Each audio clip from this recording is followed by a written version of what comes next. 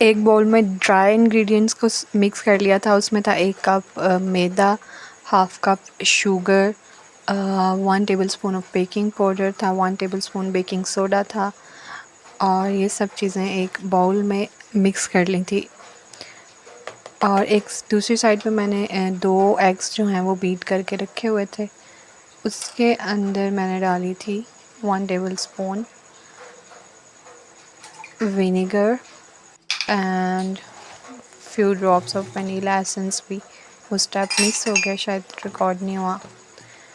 उसके बाद उन बीटेड एग्स में ये ड्राई इंग्रेडिएंट्स सारे ऐड कर दिए थे। ये मैंने केक बनाया था विदाउट ओवन। तो एक ऑलरेडी एक बर्तन रखा हुआ था, जो ये हमारे नॉन स्टिक के बर्तन होते हैं घर में। उसको चूल्हे पे पहले उसका कोई लिड दे के कवर करके उसको प्री हीट कर लिया था। अच्छा, यहाँ पे ये मेरे पास हार्ट शेप वाला था ना, तो फिर इसको मैंने इसके ऊपर रख दिया और ये प्री हीट किया था पहले कुछ टाइम 20 मिनट और उसके बाद इसको बेक किया था ऑलमोस्ट 35 मिनट्स और फिर ये बड़ा सॉफ्ट और अच्छा सा बना था और मज़े